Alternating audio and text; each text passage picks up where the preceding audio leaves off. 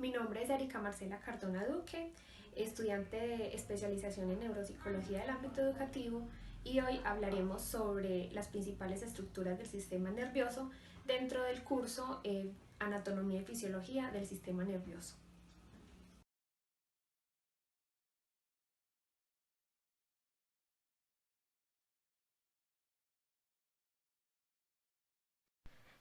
El sistema nervioso es uno de los sistemas más importantes y complejos del cuerpo humano. Tiene múltiples funciones, entre ellas está recibir, procesar toda la información que proviene tanto del interior del cuerpo como del entorno y el exterior, pues en el que nos desenvolvemos. Esto con el fin de regular el funcionamiento de los demás órganos y sistemas.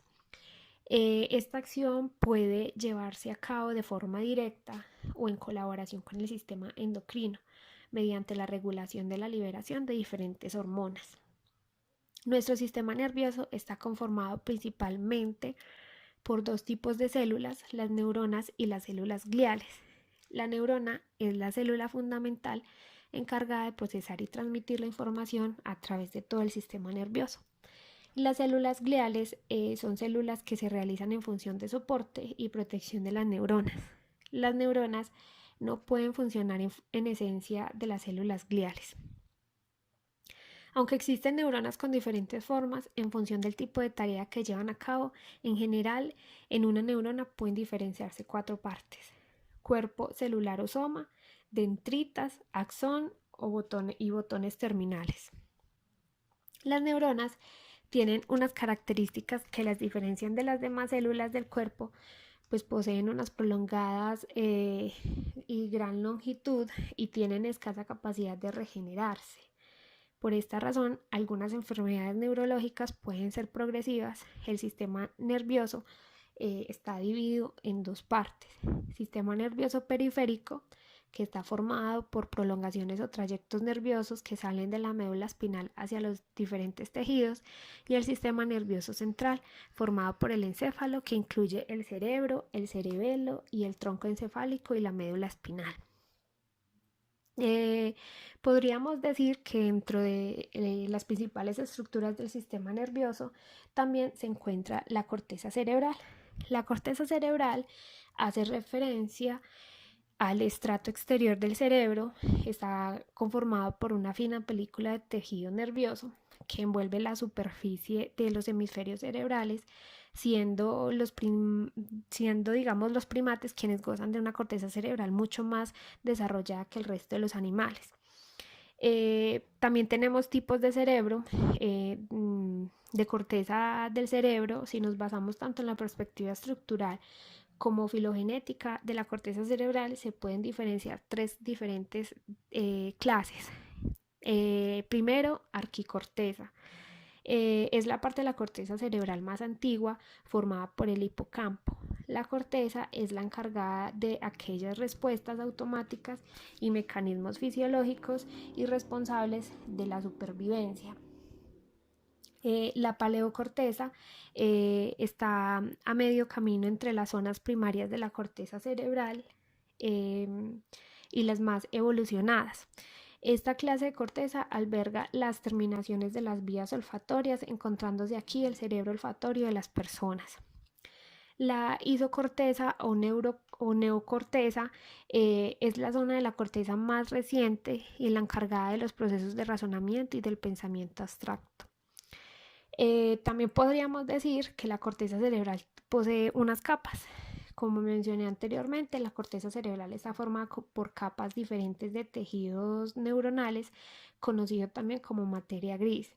Cada una de estas capas posee especialización funcional y ha sido originada en un momento de evolución humana diferente. Esto significa, a lo largo de nuestra evolución y desarrollo como seres humanos, que estas capas han ido aumentando en cantidad, lo que ha implicado un potente desarrollo de nuestras capacidades cognitivas e intelectuales en comparación con otras especies. Dentro de estas encontramos la capa molecular y la capa granular externa, también la piramidal externa. Bueno, También podríamos decir que pues también la corteza cerebral posee sus áreas y funciones, además de los tipos de corteza y las capas que la conforman.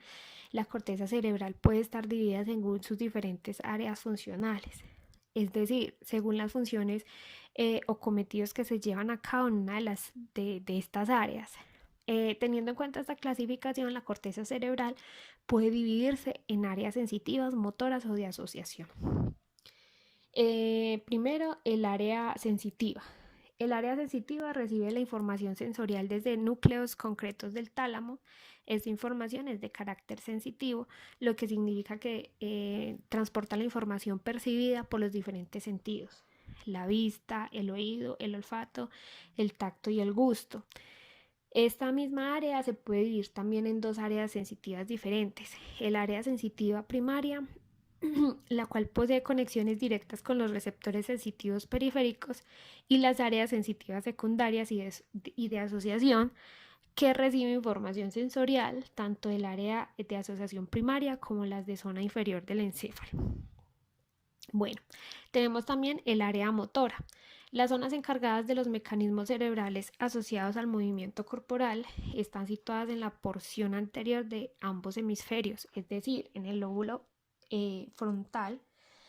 El área motora se da origen los tratos motores descendentes que parten de la corteza cerebral hacia las motoneurales del tronco y la médula espinal. Y el área de asociación, finalmente las áreas de asociación son aquellas que hacen posible la existencia de las funciones mentales más complejas y abstractas, tales como los mecanismos de memoria y de cognición, el dominio de las emociones, la capacidad de razonar, la voluntad. Además, también tienen influencia en el desarrollo de la personalidad y la inteligencia. Como bien sabemos, entonces, la corteza cerebral hace referencia abstracto al exterior del cerebro y envuelve la superficie de los hemisferios cerebrales. Gracias al correcto funcionamiento de la corteza cerebral, los humanos tenemos la capacidad de percibir todo aquello que nos ocurre y nos rodea, así como de imaginar, pensar y tener la capacidad de juicio y decisión. Finalmente, la capacidad de entender y producir el lenguaje. Dentro de las principales estructuras del sistema nervioso también encontramos las estructuras corticales.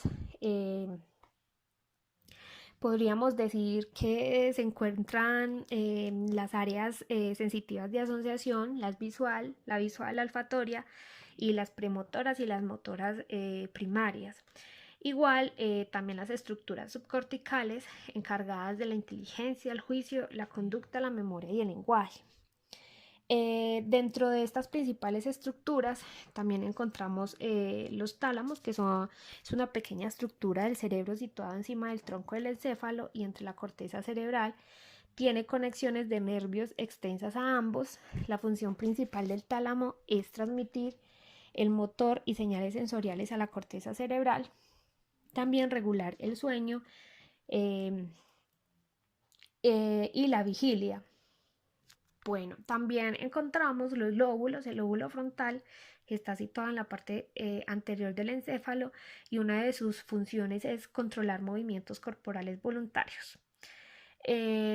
También encontramos el lóbulo parietal, situado en la parte posterior al lóbulo frontal y separado de este por una cisura central. Se encarga además del procesamiento de operaciones mentales como el cálculo y orientaciones en el espacio, y nos orienta en el espacio. El lóbulo occipital se encuentra en la parte posterior de la cabeza, detrás de los lóbulos parietales. El lóbulo occipital puede procesar y almacenar información visual recogida por lo que observamos. El lóbulo temporal nos permite disfrutar de la música, ya que procesa los estímulos auditivos. Además, está muy implicado en el aprendizaje y las emociones. Bueno, otra de las funciones principales estructurales del sistema nervioso, también tenemos las áreas del cerebro y obviamente pues las funciones. Tenemos el área motora, corteza premotora y área de Broca o centro del lenguaje. Se halla delante del surco central o cisura de Rolando y ocupa mitad superior del lóbulo frontal. A su vez está dividida en tres segmentos: la corteza motora, la corteza premotora y el área de Broca, las cuales están relacionadas con el control muscular. La corteza motora, localizada en una banda aproximadamente 2 centímetros de ancho, inmediatamente por el surco central, controla los músculos específicos de todo el cuerpo, especialmente los músculos que se encargan de los movimientos finos, como lo son en los movimientos de los dedos, los labios y la boca para hablar y comer, y también los movimientos finos de los pies y los dedos de estos. La corteza premotora, localizada en la parte corteza motora, produce movimientos coordinados que comprenden secuencias de movimiento en un músculo individual o movimientos combinados de una cantidad de músculos diferentes al mismo tiempo. En esta área, en donde se almacena gran parte del conocimiento para controlar movimientos diestros aprendidos, tales también como los aprendidos para desarrollar una actividad atlética. El área de Broca, localizada delante de la corteza motora, en el borde lateral de la corteza premotora, controla los movimientos coordinados de la laringe y la boca para producir el habla. Esta área solo se desarrolla en uno de los hemisferios cerebrales, en el hemisferio izquierdo, en alrededor de 19 a 20 personas, incluyendo todos los diestros y la mitad total de zurdos. Otra de las áreas es el área sensitiva. Las sensaciones somatestésicas son aquellas provenientes del cuerpo, tales como el tacto, la presión, la temperatura y el dolor. Esta área ocupa casi la totalidad del lóbulo parietal. El área sensitiva es la porción de la corteza que recibe las señales directamente desde los receptores sensitivos ubicados en todo el cuerpo. Por lo contrario, las señales dirigidas al área secundaria son parcialmente procesadas en estructuras secundarias cerebrales profundas o en una región del área primaria. El área visual ocupa la totalidad del lóbulo occipital. El área primaria detecta puntos específicos de luz y oscuridad y es lo que hace que las personas vean destellos de luz y líneas brillantes. El área auditiva es el área de la audición, localizada en la mitad superior de los 2/3 anteriores del lóbulo temporal. En el área primaria se detectan tonos específicos, sonoridad y otras cualidades del sonido. También tenemos el sector cognitivo-lingüístico, pues que es el encargado de la comprensión de las palabras habladas para la integración sensitiva, donde influyen señales sensitivas de los lóbulos sensitivos, el temporal, parietal y occipital. Esta área es por demás importante en la interpretación última de los significados de prácticamente todos los tipos de diferentes informaciones sensitivas, tal como el significado de oraciones, ideas, ya sean oídas, leídas, percibidas o inclusive generadas dentro del propio cerebro. También tenemos el área de la memoria, reciente al lóbulo temporal.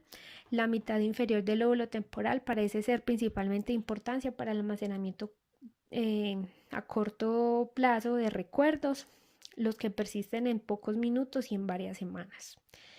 Y tenemos el área prefrontal, ocupa la mitad anterior del lóbulo frontal. Su función está menos definida que la de cualquier otra parte del cerebro. Es la encargada también de ayudarnos para tener la capacidad de concentrarnos por periodos prolongados y también nos ayuda a planificar futuro, pensar en problemas profundos. Así, esta área es importante para la elaboración de pensamientos y la resolución de problemas.